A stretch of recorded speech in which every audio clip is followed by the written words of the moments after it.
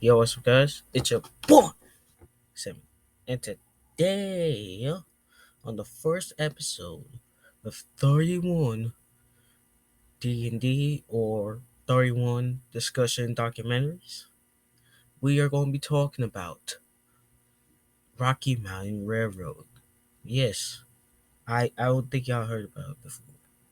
But, but, it's my opinion, the most underrated railroad show I've ever seen. Like, it's underrated. Like, no one really talks about it. So you want to ask, what is Rocky Mountain Railroad? What is it? Well, it's a show, obviously. Um, it's a show made by Discovery, and the episodes released between December 2017 and February 2018. Rocky Mountain Railroad was took place on the Canadian Pacific and the Ontario Northland Railroad, where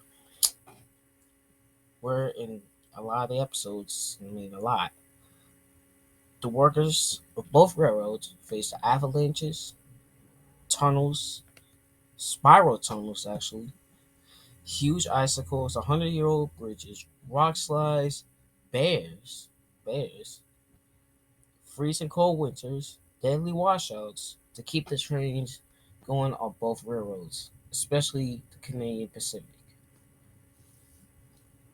Running and on time, keeping them running and going on time. Obviously, I think the railroad is obviously underrated because it's not really talked about. But I think as a real fan, especially for y'all real fans who like to watch shows about real life places, y'all gotta check this.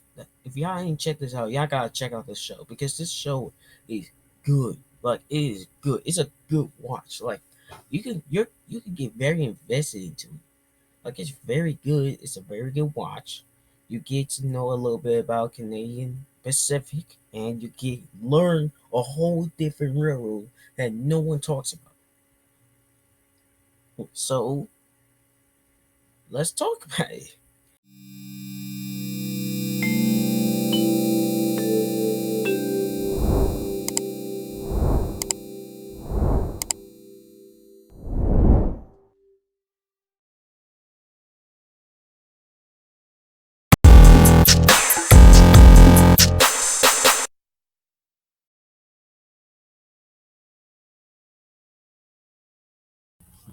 12 a positive ending. We're going to talk about the bad of of the show, which really isn't bad. It's just like nitpicks and stuff. Like it's just like nitpicks. Like it's not too bad. It's just like being picky. It's like it's like a little bit picky. If the saying goes. Like the reuse of some clips. Like one clip being reused at the end. Like there's a couple of examples of that. I could say that there's at least a couple of that. I think there was one from one like it would be like one clip from an episode, and then like they just reuse it again. It's only like maybe a short clip. Maybe it's like different, like 5 seconds, like a little bit, like a couple of seconds, but like it's like you reuse the clip. But like it happens all the time. Like it happens all the time, especially in like shows like Thomas and Friends. Like Thomas and Friends is like it's like people Thomas and Friends, they be reusing clips all the time. Like they be reusing clips from previous episodes. Also, another like bad thing is the train or the engine would change between like clips. Like there might be one scene where the engine is numbered like 8572 or something like that, and then it might change to like 8633 or something like that. Like it might like the engine might change, but like that's just nitpick. That's not too bad. It's not changing the continuity. Like it's just it might be a bit confusing, but like it's not too bad. But like it's not as horrible as say the writing. Like the writing's good. It's entertainment, so not too bad. But it's just a little bit of a nitpick. It's not it's not bad. It's just it's just it's just something that you can like some picky person might say that's bad, but it's like horrible to me. I still watch it. Yeah. Let's get on to the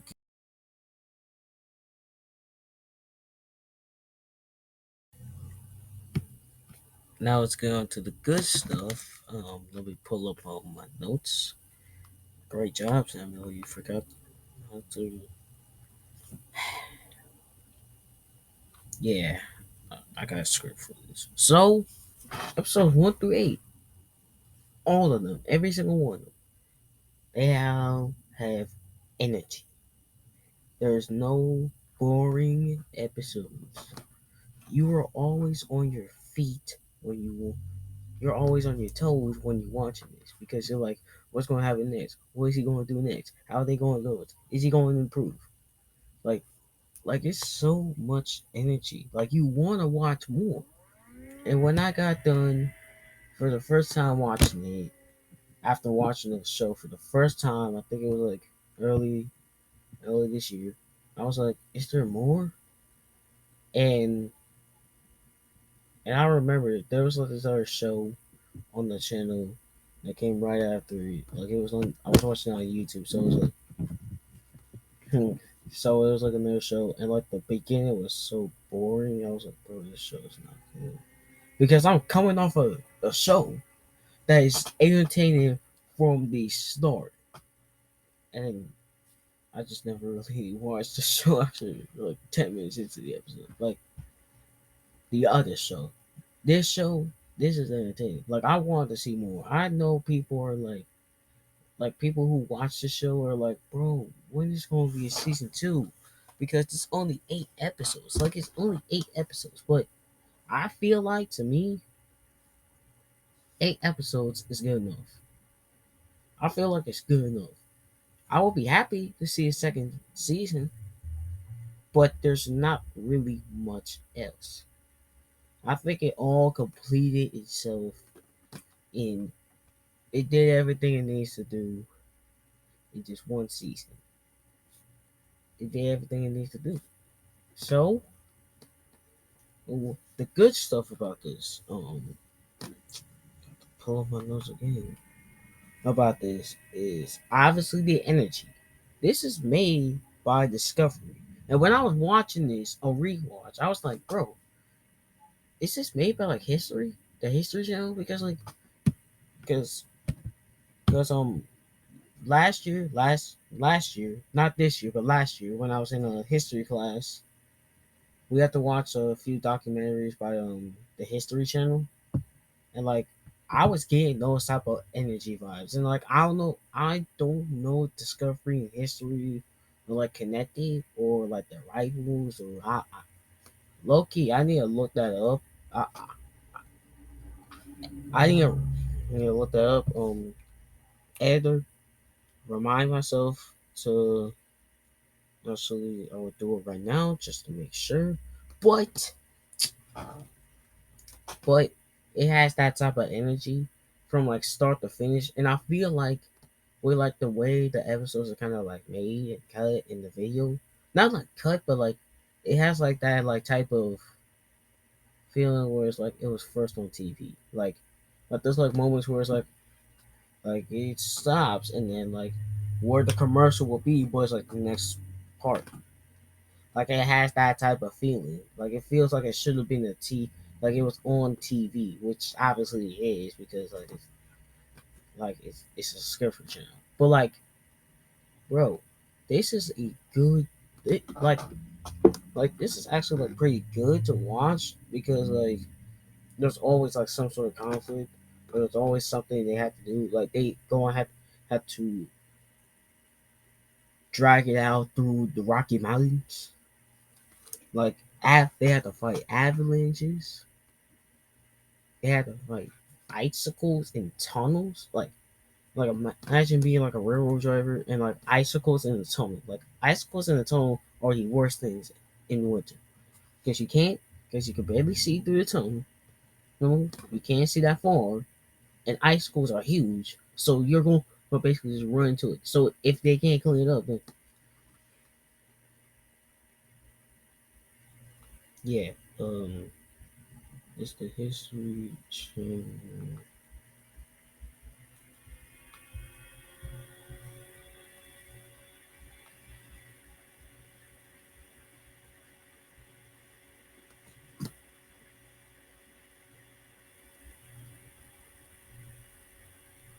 Okay, they are rivals with history. So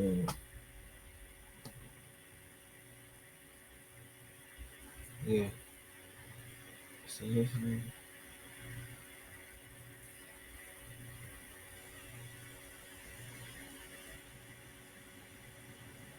So yeah. Um. So history and I'm kind of rambling right now because I'm scrambling to find information and I'm going off script like badly. So back to what I was saying. Avalanche is the first episode, and I think Avalanche is one of my favorites.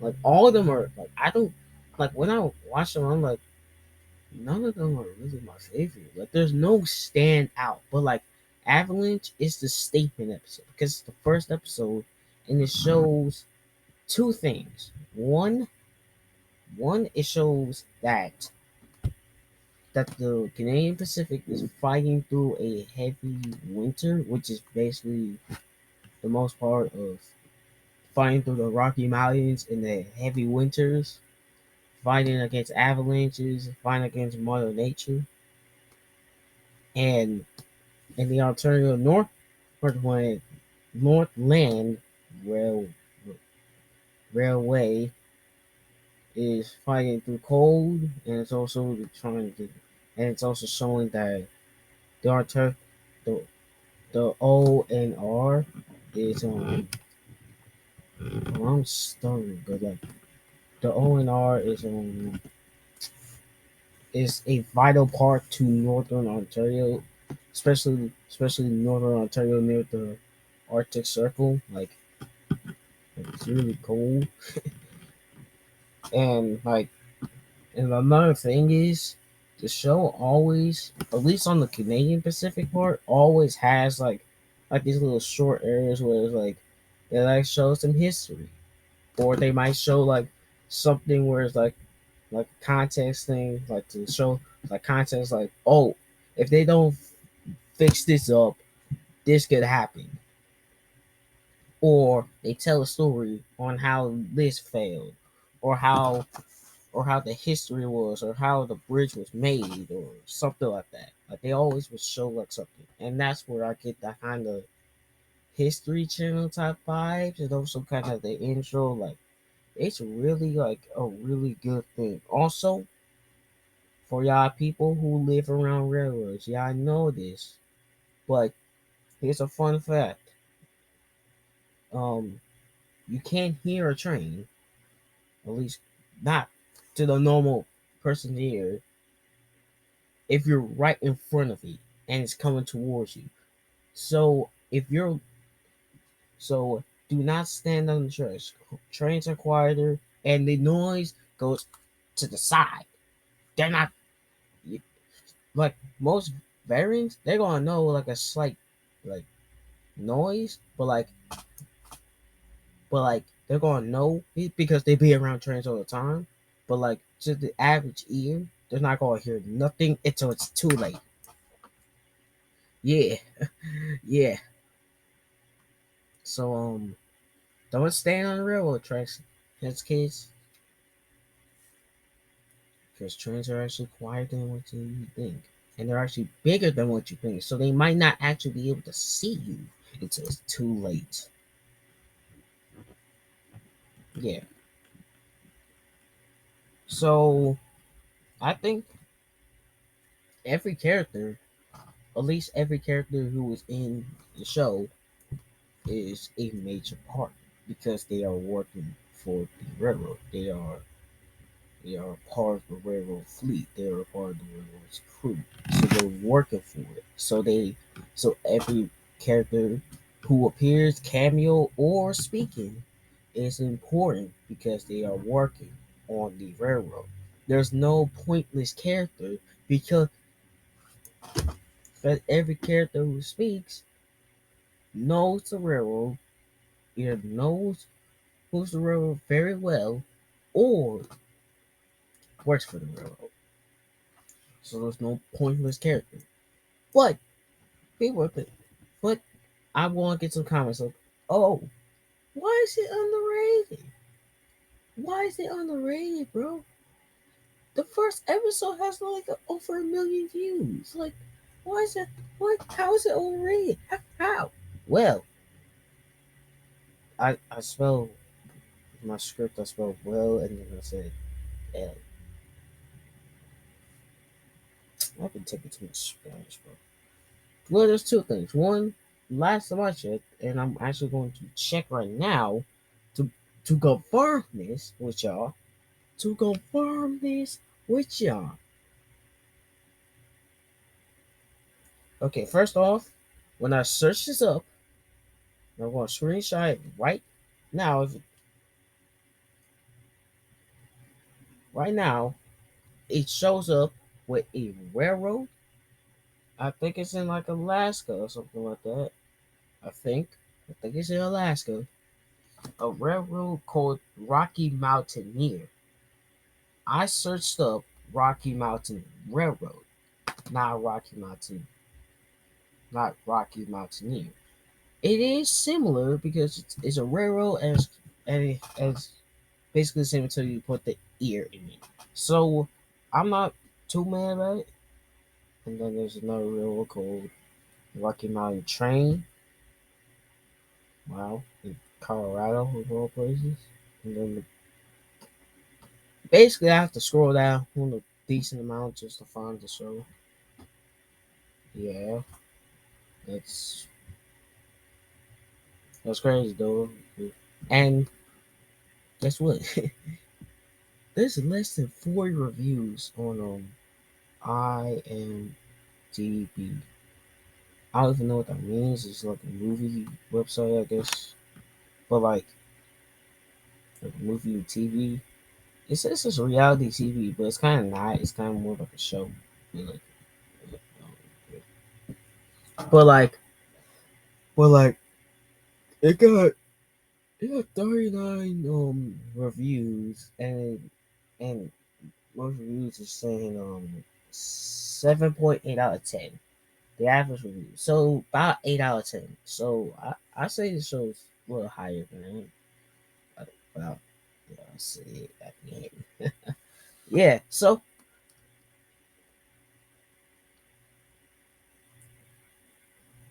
yeah, and also when I first started trying to like research it and stuff, it would try to like on Google, it would try to be like, hey, Rocky Mountaineer, not Rocky Mountain Railroad. And I'm like, there's a show called Rocky Mountain Railroad. I know that there's a railroad. There's a couple railroads that have Rocky Mountain or Rocky Mountaineer, but like at least understand this show. It doesn't matter, but we're gonna talk about the characters. So yeah, we're gonna talk about the main, not the main, but like the characters who I picked out to be the main characters.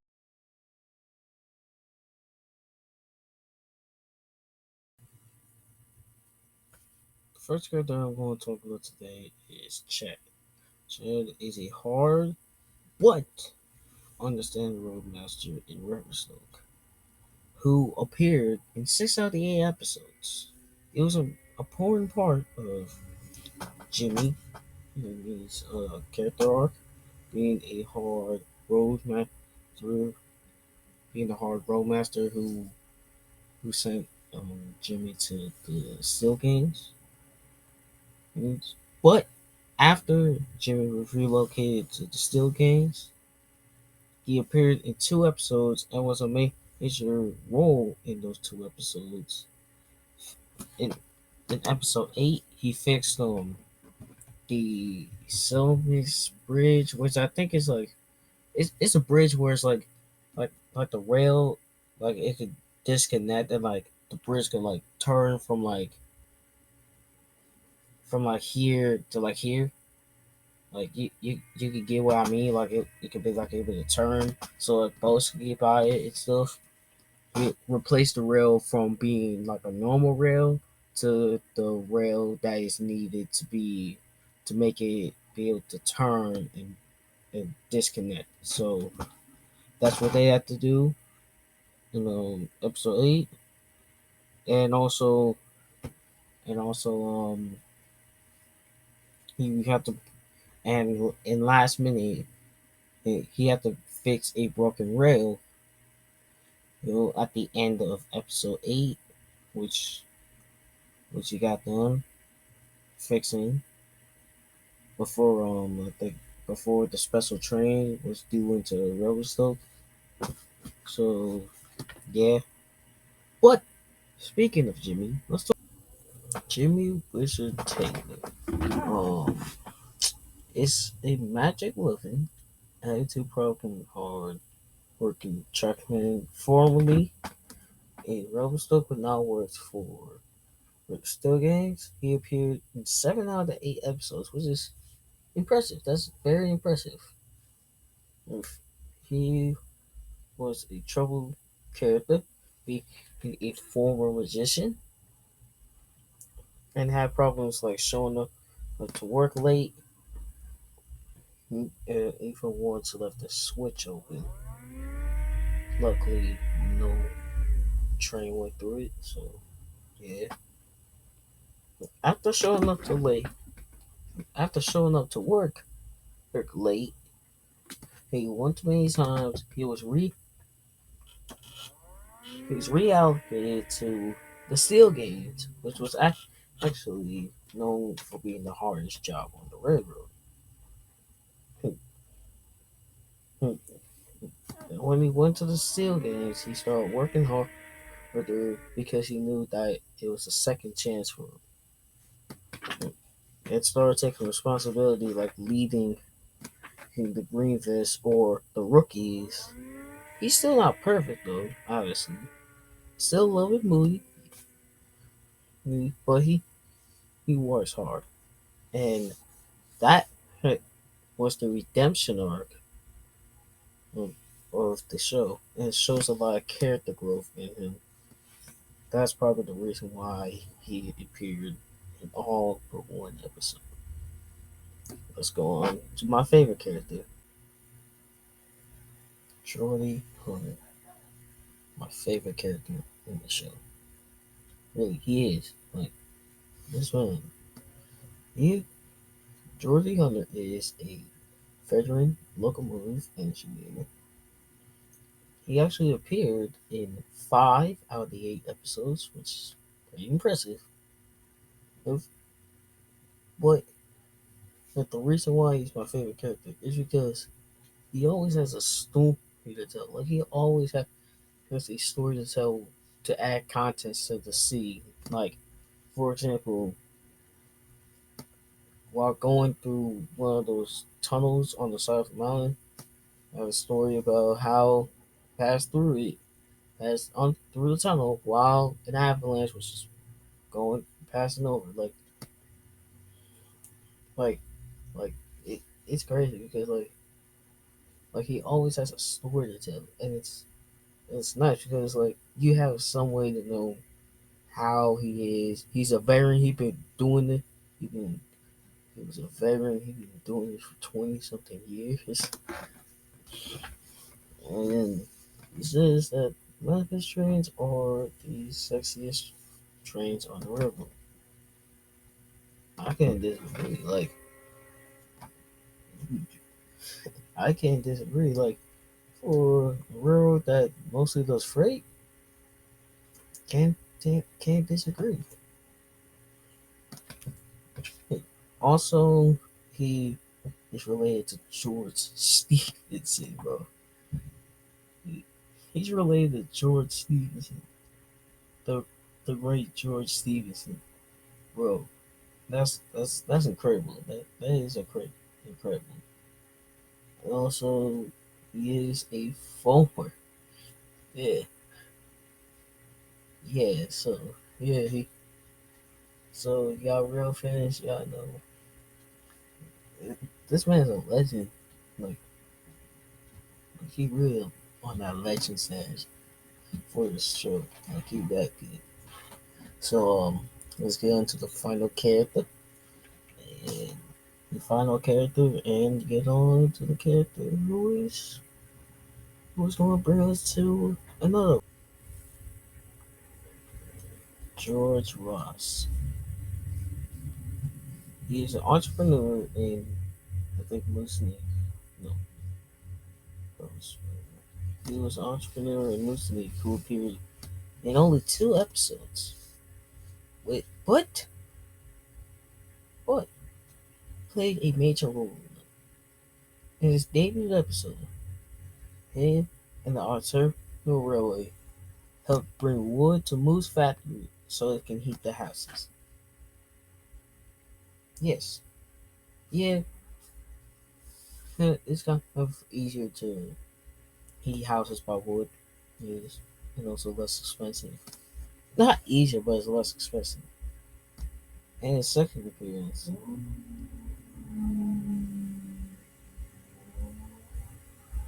car just went by, making a lot of noise.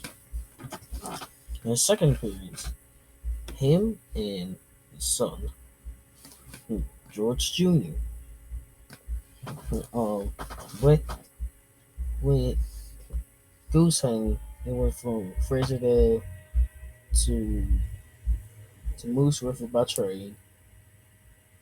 I really do love the father son duo because like because George is teaching his son a lot of things that not a, that people around the area have to learn so it can provide for the family. Like his son knows how to hunt at 15. He been he been going with his father since to these huntings since he was a toddler. So he knows how to hunt. He knows how he can provide. He probably knows how to cook. So he could potentially be out there, be a great father, and potentially be he could be a provider for a family in the in the near future. But the regular help them a lot. Help travel to places and help out other people. So you want to talk about how the railway did?